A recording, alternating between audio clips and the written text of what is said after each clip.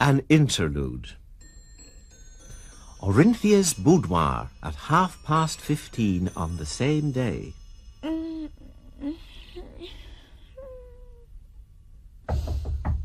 Who is that?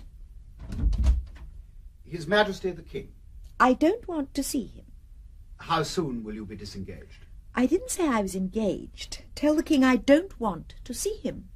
He awaits your pleasure. Go away. I won't speak to you. If my private rooms are to be broken into at any moment because they are in the palace and the King is not a gentleman, I must take a house outside. I am writing to the agents about one now. What is our quarrel today, beloved? Ask your conscience. I have none where you're concerned. You must tell me. There. What is it? Page 16. Look at it. Songs about great-great-grandparents. What page did you say? 16.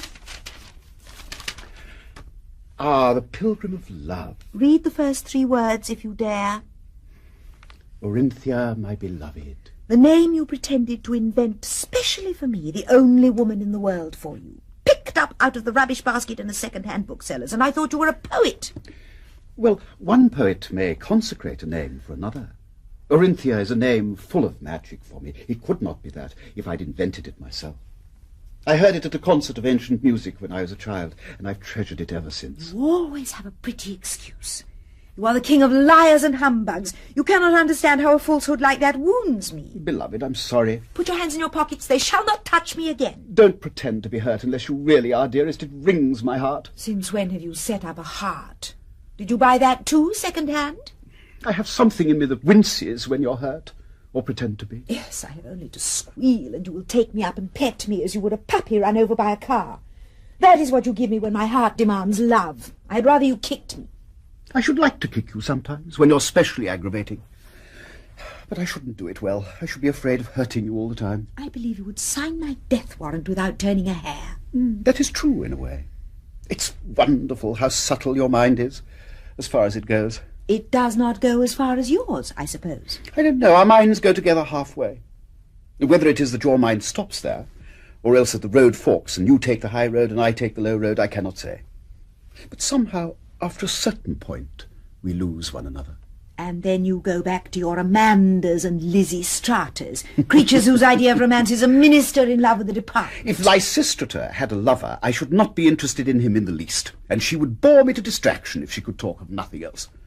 But I'm very much interested in her department. Her devotion to it gives us a topic of endless interest. Well, go to her. I am not detaining you. But don't tell her that I have nothing to talk about but men, for that is a lie, and you know it. It is, as you say, a lie, and I know it. But I did not say it. You implied it. You meant it. When those ridiculous political women are with us, you talk to them all the time and never say a word to me. Nor you to me.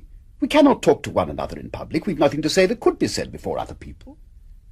Yet we find enough to say to one another when we're alone together. Would you change that if you could? You are as slippery as an eel, but you shall not slip through my fingers. Why do you surround yourself with political bores and frumps and dowdy busybodies who can't talk? They can only debate about their dull departments and their fads and their election chances. Who could talk to such people? If it were not for the nonentities of wives and husbands they drag about with them, there would be nobody to talk to at all. And even they can talk of nothing but the servants and the baby. Listen to me, Magnus. Why can you not be a real king? In what way, belovedest? Send all those stupid people packing. Make them do their drudgeries in their departments without bothering you about it, as you make your servants here sweep the floors and dust the furniture. Live a really noble and beautiful life. A kingly life with me. What you need to make you a real king is a real queen. But I've got one. Oh, you are blind. You are worse than blind. You have low tastes. Heaven is offering you a rose, and you cling to a cabbage. That is a very apt metaphor, beloved. But what wise man, if you force him to choose between doing without roses and doing without cabbages, would not secure the cabbages? Besides, all these old married cabbages were once roses. And though young things like you don't remember that, their husbands do. They don't notice the change. Besides, you should know better than anyone else that when a man gets tired of his wife and leaves her, it's never because she's lost her good looks. The new love is often older and uglier than the old. Why should I know it better than anyone else? Because you've been married twice, and both your husbands have run away from you to much plainer and stupider women. When I begged your present husband to come back to court for a while for the sake of appearances, he said no man could call his soul his own in the same house as you, and yet that man was utterly infatuated with your beauty when he married you. Your first husband actually forced a good wife to divorce him so that he might marry you. But before 2 years were out, he went back to her and died in her arms, poor chap. Shall I tell you why these men could not live with me? It was because I am a thoroughbred and they are only hacks. They had nothing against me. I was perfectly faithful to them. I kept their houses beautifully. I fed them better than they had ever been fed in their lives. But because I was higher than they were and greater, they could not stand the strain of trying to live up to me. So I let them go their way, poor wretches, back to their cabbages. Look at the old creature Ignatius is living with now. She gives you his real measure. An excellent woman. Ignatius is quite happy with her. I never saw a man so changed. Just what he is fit for, commonplace bourgeoise. She trots through the streets shopping. I tread the plains of heaven. Common women cannot come where I am, and common men find themselves out and slink away. It must be magnificent to have the consciousness of a goddess without ever doing a thing to justify it. Give me a goddess's work to do, and I will do it. I will even stoop to a queen's work if you will share the throne with me. But do not pretend that people become great by doing great things. They do great things because they are great, if the great things come along. But they are great just the same when the great things do not come along. If I never did anything but sit in this room and powder my face and tell you what a clever fool you are, I should still be heavens high above the millions of common women who do their domestic duty and sacrifice themselves and run trade departments and all the rest of the vulgarities. Has all the tedious public work you have done made you any the better? I have seen you before and after your boasted strokes of policy, and you were the same man and would have been the same man to me and to yourself if you had never done them. Thank God my self-consciousness is something nobler than vulgar conceit in having done something. It is what I am, not what I do, that you must worship in me. If you want deeds, go to your men and women of action, as you call them, who are all in a conspiracy to pretend that the mechanical things they do, the foolhardy way they risk their worthless lives, or their getting up in the morning at 4 and working 16 hours a day for 30 years like coddle insects, make them great. What are they for, these dull slaves? To keep the streets swept for me, to enable me to reign over them in beauty like the stars, without having anything to do with their slavery except to console it, to dazzle it, to enable them to forget it in adoring dreams of me. Am I not worth it? Look into my eyes and tell the truth. Am I worth it or not? To me, who love beauty, yes. But you should hear the speeches Balbus makes about your pension. My debts. Do not forget my debts, my mortgages, the bill of sale on my furniture, the thousands I've had from the moneylenders to save me from being sold up because I will not borrow from my friends. Lecture me again about them. But do not dare pretend that the people grudge me my pension. They glory in it, and in my extravagance, as you call it. By the way, Orinthia, when your dressmakers took up that last bill for you, they were speculating, were they not, in your chances of becoming my queen some day? Well, what if they were? They would hardly have ventured on that without a hint from somebody. Was it from you? You think me capable of that? You have a very low side to you, Magnus. No doubt. Like other mortal fabrics, I have a wrong side and a right side. But it's no use your giving yourself airs, belovedest. You're capable of anything. Do you deny that there was some suggestion of the kind? How dare you challenge me to deny it? I never deny. Of course there was a suggestion of the kind. I thought so. Oh, stupid, stupid. Go keep a grocer's shop. That is what you are fit for. Do you suppose that the suggestion came from me? Why, you great oaf, it is in the air. When my dressmaker hinted at it, I told her that if she ever dared to repeat such a thing, she should never get another order from me. But can I help people seeing what is as plain as the sun in the heavens? Everyone knows that I am the real queen. Everyone treats me as the real queen. They cheer me in the streets. When I open one of the art exhibitions or launch a new ship, they crowd the place out. I am one of nature's queens, and they know it. If you do not, You are not one of nature's kings. Sublime, sublime. Nothing but genuine inspiration could give a woman such cheek. Yes, inspiration, not cheek. Magnus, when are you going to face my destiny and your own? But my wife, the Queen, what is to become of my poor dear Jemima? Oh, drown her, shoot her, tell your chauffeur to drive her into the Serpentine and leave her there. The woman makes you ridiculous. I don't think I should like that, and the public would think it ill-natured. Oh, you know what I mean. Divorce her. Make her divorce you. It's quite easy. That was how Ronnie married me. Everybody does it when they need a change. But I can't imagine what I should do without Jemima. Nobody else can imagine what you do with her. But you need not do without her. You can see as much of her as you like when we are married. I shall not be jealous and make scenes. That is very magnanimous of you, but I'm afraid it does not settle the difficulty. Jemima would not think it right to keep up her present intimacy with me if I were married to you. What a woman! Would she be in any worse position than I am in now? No. You mean, then, that you do not mind placing me in a position that you do not think good enough for her? Orinthia, I did not place you in your present position. You placed yourself in it. I could not resist you. You gathered me like a daisy. Did you want to resist me? Oh, no. I never resist temptation, because I found that things that are bad for me do not tempt me. Well, then what are we talking about? I forget.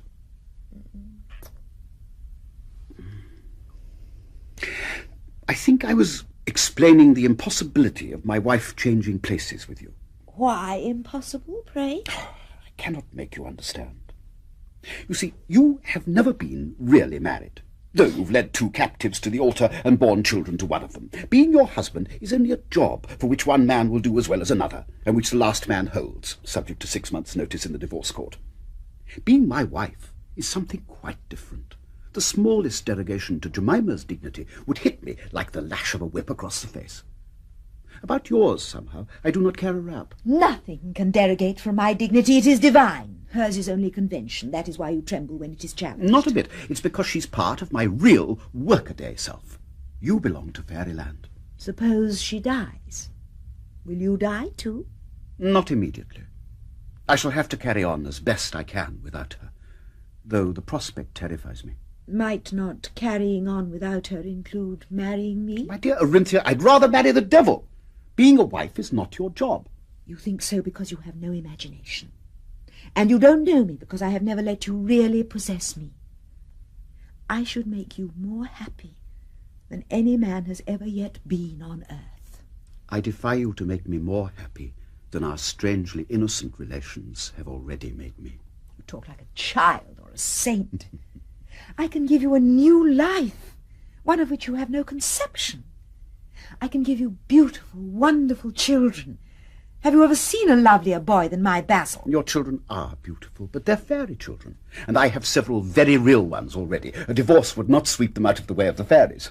In short, when your golden moment comes, when the gates of heaven open before you, you are afraid to come out of your pigsty. If I'm a pigsty is the proper place for me. I cannot understand it. All men are fools and moral cowards when you come to know them, but you are less of a fool and less of a moral coward than any man I have ever known.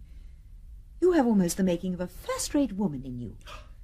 When I leave the earth and soar up to the regions which are my real eternal home, you can follow me.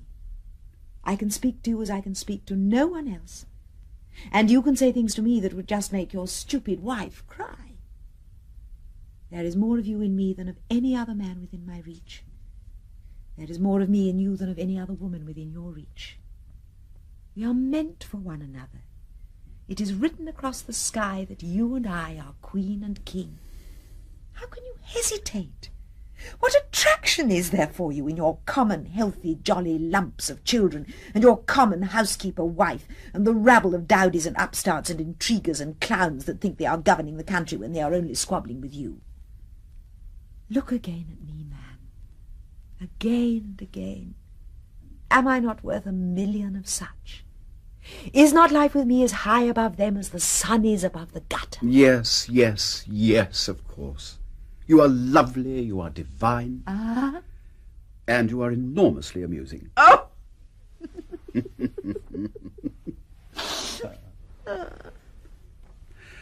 Someday, perhaps, nature will graft the roses on the cabbages and make every woman as enchanting as you. And then what a glorious lark life will be. But at present, what I come here for is to enjoy talking to you like this when I need an hour's respite from royalty, when my stupid wife has been worrying me, or my jolly lumps of children bothering me, or my turbulent cabinet obstructing me. When, as the doctors say, what I need is a change. You see, my dear, there is no wife on earth so precious, no children so jolly, no cabinet so tactful, that it is impossible ever to be tired of them. Jemima has her limitations, as you've observed, and I have mine. Now, if our limitations exactly corresponded, I should never want to talk to anyone else, and neither would she. But as that never happens, we are like all other married couples. That is, there are subjects which can never be discussed between us because they're sore subjects. There are people we avoid mentioning to one another because one of us likes them and the other one doesn't. Not only individuals, but whole sorts of people. For instance, your sort. My wife doesn't like your sort, doesn't understand it, mistrusts and dreads it, not without reason. For women like you are dangerous to wives. But I don't dislike your sort. I understand it, being a little in that line myself. At all events, I'm not afraid of it, though the least allusion to it brings a cloud over my wife's face. So when I want to talk freely about it, I come and talk to you. And I take it she talks to friends of hers about people of whom she never talks to me. She has men friends from whom she can get some things that she cannot get from me. If she didn't do so, she'd be limited by my limitations, which would end in her hating me. So I always do my best to make her men friends feel at home with us. A model husband in a model household. And when the model household becomes a bore, I am the diversion. Well, what more can you ask?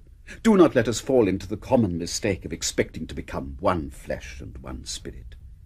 Every star has its own orbit, and between it and its nearest neighbour there is not only a powerful attraction, but an infinite distance. When the attraction becomes stronger than the distance, the two do not embrace, they crash together in ruins. We too also have our orbits, and must keep an infinite distance between us to avoid a disastrous collision. Keeping our distance is the whole secret of good manners, and without good manners, human society is intolerable and impossible. Would any other woman stand your sermons, and even like them? Orinthia, we are only two children at play, and you must be content to be my queen in fairyland.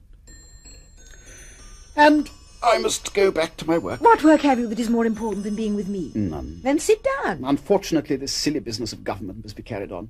There's a crisis this evening, as usual. But the crisis is not until 5. I heard all about it from Sempronius.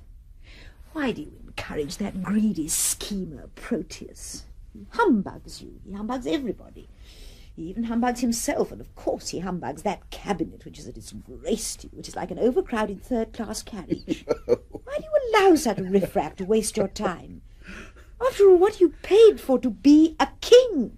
That is, to wipe your boots on common people. Yes, but this king business, as the Americans call it, has got itself so mixed up with democracy that half the country expects me to wipe my perfectly polished boots on the cabinet, and the other half expects me to let the cabinet wipe its muddy boots on me. And the crisis at 5 o'clock is to decide which of us is to be the doormat. And you will condescend to fight with Proteus for power? Oh, no, I never fight. But I sometimes win. If you let yourself be beaten by that trickster and poseur, never dare to approach me again. Proteus is a clever fellow, even on occasion a fine fellow. It would give me no satisfaction to beat him. I hate beating people. But there would be some innocent fun in outwitting him. Magnus, you are a mollycoddle. If you were a real man, you would just delight in beating him to a jelly. A real man would never do as a king. I'm only an idol, my love, and all I can do is to draw the line at being a cruel idol. Now, I must really be off. Au revoir. But it is only 25 minutes past 4. You have heaps of time before 5. Yes, but tea is at 4:30. Never mind your tea. I will give you your tea. Impossible, beloved. Jemima does not like to be kept waiting. Oh, bother Jemima. You shall not leave me to go to Jemima. My dear, I must. No, not today. Listen, Magnus, I have something very particular to say to you. You've not. You're only trying to make me late to annoy my wife. Let me go, please. Why are you so afraid of your wife? You are the laughing stock of London, you poor henpecked darling. Henpecked? What do you call this? At least my wife does not restrain me by bodily violence. I will not be deserted for your old Dutch. Listen, Orinthia, don't be absurd. You know I must go now. Do be good. Only 10 minutes more. It's past already.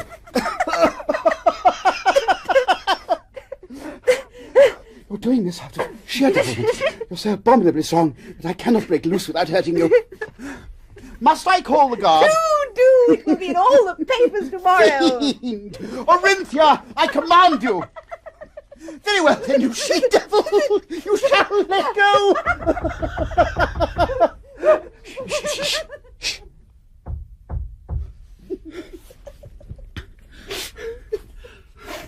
Come in. Her Majesty sent me to remind you the tea is waiting, sir. Thank you.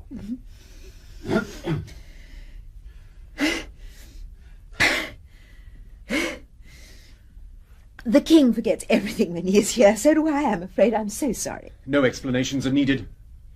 I saw what happened. Beast! He must have looked through the keyhole.